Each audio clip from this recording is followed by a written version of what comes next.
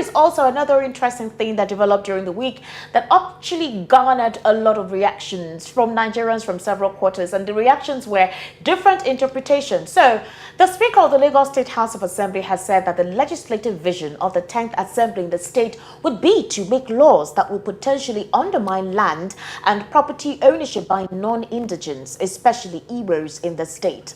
Following his declaration to reverse all the reversible, he went on to say Lagos is Yoruba land, as against the assertion that it is no man's land.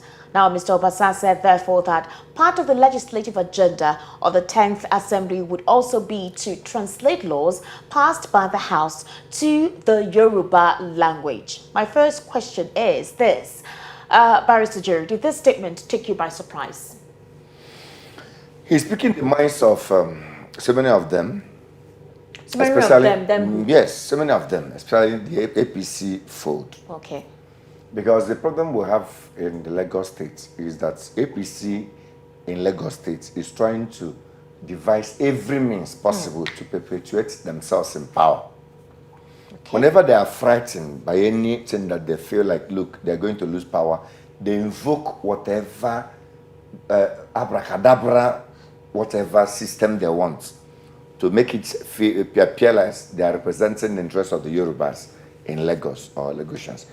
But in the real political atmosphere of Lagos, the real Lagosians of the Savages, the Thomases, the Williams, and the Mashauns, all those people that are real owners of Lagos, are not even part of that agenda. Because they knew how Lagos started.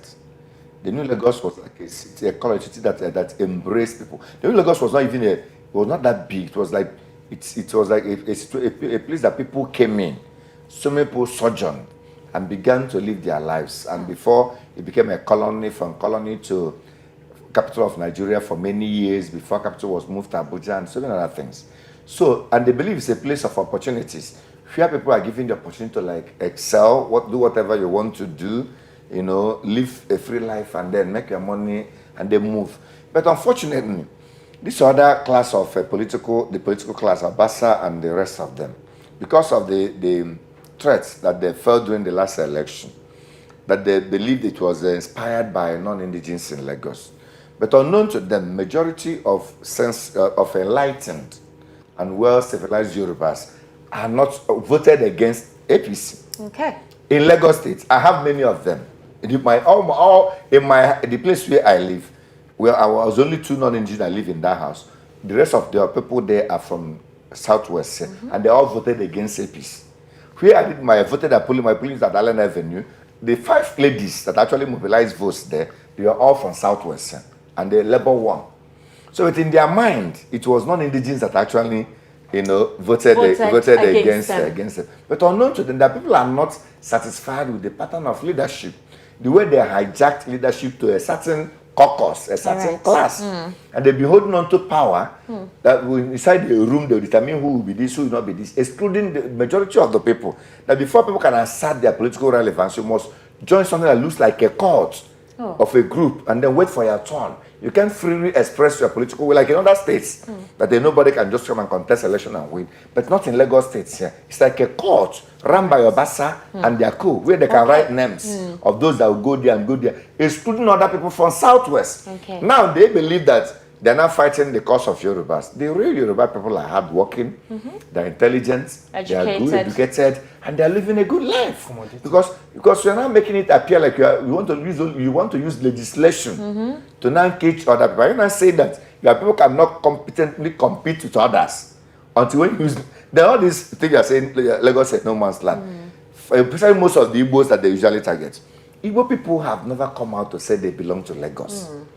They bury their people in their villages. They do traditional marriages in their village. Christmas, 80% of them would desire Lagos and go home. All right, let me ask Mr. Elvis. Mr. Elvis, I want to read a tweet from Reno Mokri. You know, he's a very controversial person, and he really knows how to utilize Twitter. So here is what Reno Mokri says. He says, attacking the Lagos State House of Assembly for wanting to enact laws to protect indigenous Lagosians and label it ethnic dog whistling is grandstanding. He went further to say, should indigenous Lagosians sleep on their rights when people they welcome into their communities provocatively and ungratefully call their land no man's land and falsely allege that they built Lagos with their sweat? Never. Many states passed laws rejecting Buhari's Ruga settlements of Fulani headers, and we celebrate it. Now that Lagos wants to pass laws to protect itself from people who wish to Ruga Lagos, you are complaining. How is that different? What is sauce for grease is good for gander. That's what he said. Also, he said again, every nation on earth is entitled to have laws to protect indigenous people. Even America, which many like to cite as a bastion of democracy, has laws protecting Native Americans and recognizing their status as original indigenes. Canada has such regulations, as do Scandinavian and Nordic nations. If those laws are made and any group of people who do not like them, they have two options. One is challenge them in court or leave Lagos and go to a place you feel is better for you than Lagos. Lagosians are very welcoming people, but it is outrageous to expect them to give up their rights as indigenous people because they want new residents to feel at home. What do you say about this tweet? Would you reckon with his reasoning concerning the reaction of a lot of people on what Obasa said? I am not completely aligning with what he has said. Okay. Nobody is dragging Lagos from the Lagosians. Let's get that right. Nobody is saying that Lagos State House of Assembly should not make law to give their citizens more rights over some certain things. If it is social security that they are talking about, well and fine. Lagosians that are in school, you have a bursary award. Good. They are there already now. Lagosians that are in school, you have scholarship. They are there already. Very well. Nobody is contesting all this. There are. Because the Constitution of Nigeria did not say that it's not talking about indigenship, it's talking about citizenship. Yes. It's not that you can reside in any part of this nation that you feel you want to stay. So now somebody is telling you that you want to make law to protect Lagosians. Who is after Lagosians? Let him not localize Lagos. Lagos is the biggest How do economic you weigh city. in on the right of the citizen and the right of the indigene in this circumstance? It's very clear. Make law to give more social security, social freedom to the citizens. To the citizens. Indigenes, the one you call the indigenes. Yes. Okay. Yes, give them. And there are even there are some states to tell you this is our state university. Even in last they tell you 70-30. All of them, they are just they nice. tell you 70-30. That Lagosians have the 70. And at the end of the day, it's even up to that. It's even up to the 30 they give to non-indigenes. Do you understand? I suffered it when my son was looking for admission. Lagos should be equated to cities like New York. What does it mean by saying reverse all the reversible? No. Do they intend to change laws because... So let me tell you one thing. No, the reversing all the reversible is even a matter of discussion. Court can also wade into that when the time comes. Court can wade into that. The biggest economy of this nation is Lagos. So let me tell you. West Africa, you talk of Lagos. Yes. You talk of Africa, the third biggest economy, Lagos in Africa. Let them collapse. Why are you not trying to localize Lagos? Who made Lagos to become this kind of giant as far as economy is concerned? They are both the natives and the non-native who have come in here to invest and made this city a city that is like you should be comparing to New York. By the time you are now making some draconian laws, some local laws, you are trying to limit the potential Lagos have gotten over the years, now begin to localize it. Let me tell you, Esther, what will it take? If people begin to move out of Lagos because of, you saw this kind of laws existed between Pakistan and India when they were about to separate. We now began to see people began to move. It will definitely, it's even happening even now today, Brexit. Since Britain left the European community, it's affecting them. It's affecting them. You see now everybody is talking of, I'm going to UK because they are looking for doctors, they are looking for teachers, they are looking for nurses. These are things that were not in existence before. So by the time you begin to think of withdrawing every other persons that are involved in services and businesses that made Lagos what it is today, you are not doing even the indigenes of Lagos good. Let me tell you, one old building in central Lagos today, or even somewhere in Surulere, one old month building, somebody will tell you it's our ancestral house. We want to pull it, we want to sell it. Somebody will tell you, I will give you 300 million. It is not the building they are buying.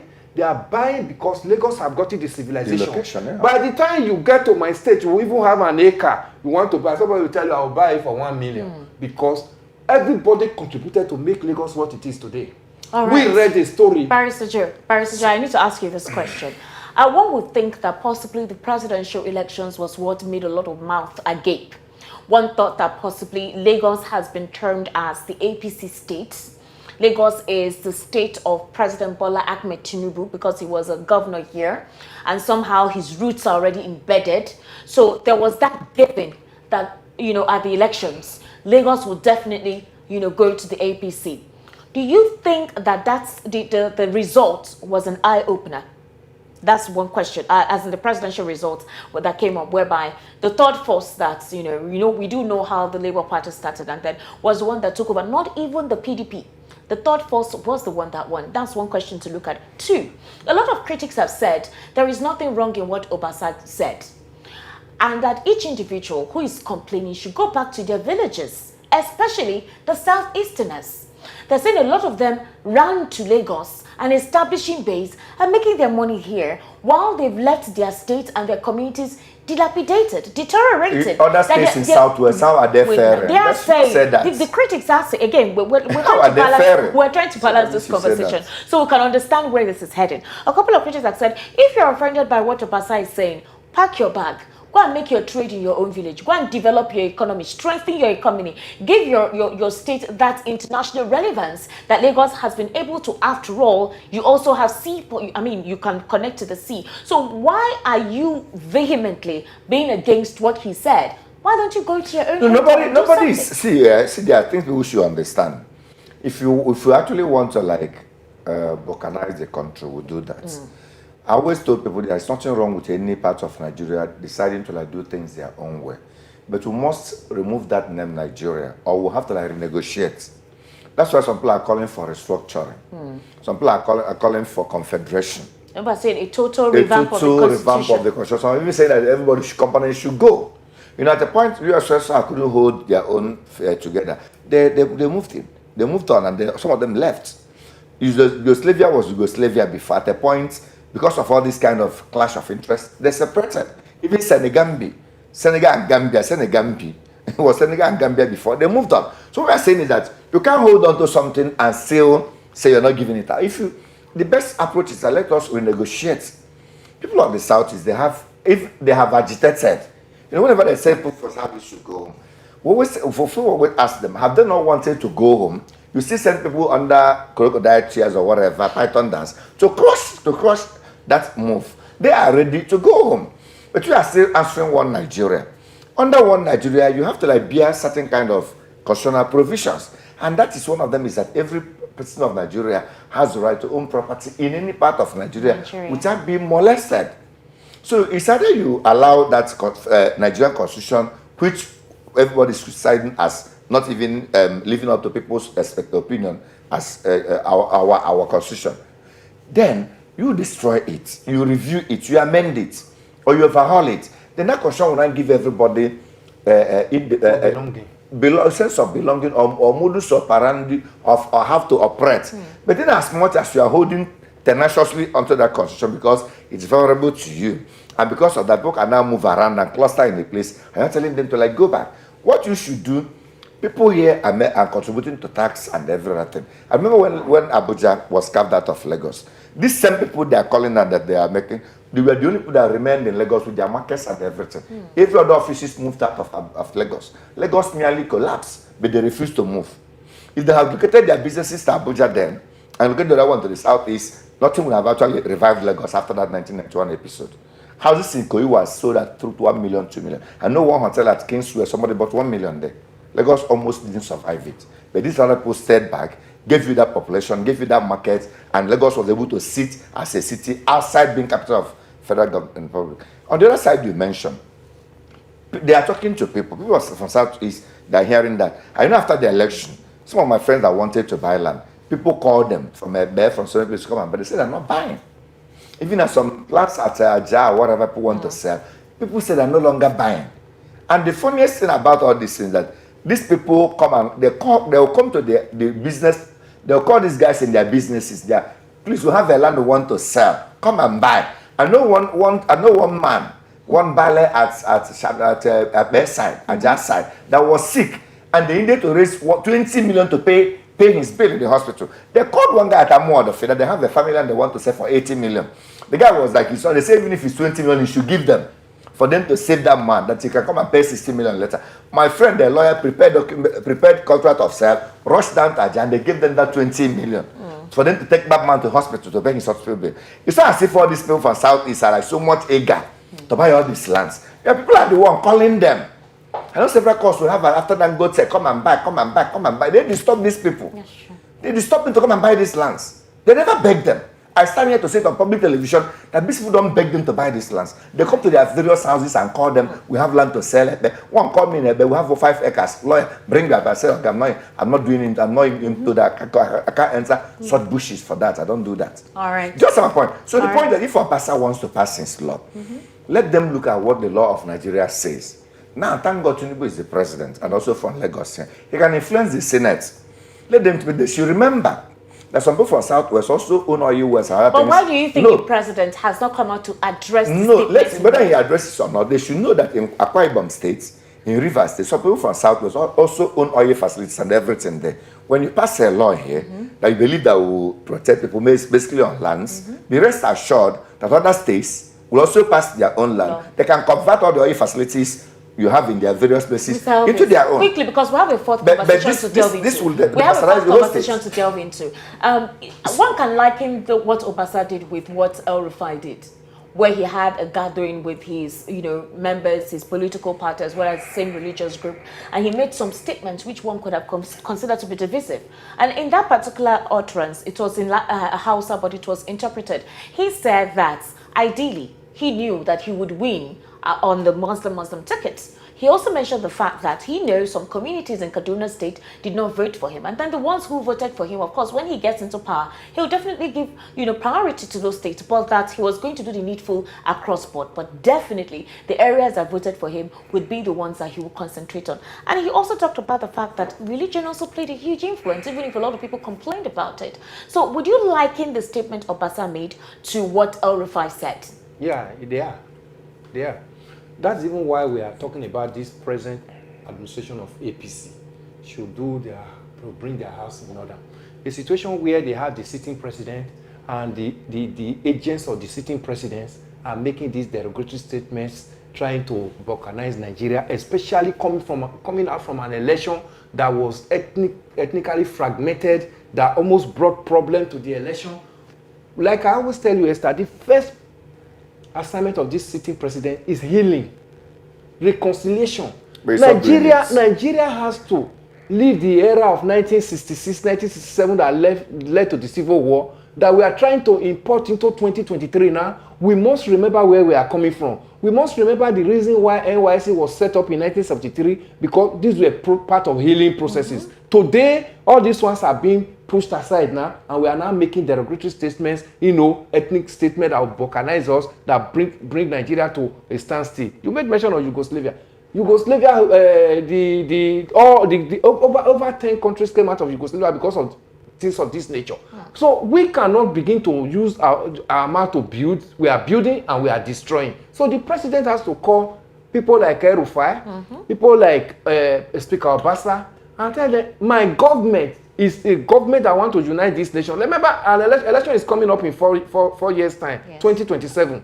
If the formula they use in this election, driving out non-native from the queue, don't vote, and it work for them, if they repeat it by 2027, Esther, what we bought now, we may not be able to bear it then. All right, Mr. Evans, thank you so much for that. Remember, you can actually call us on 0700 903 903 903.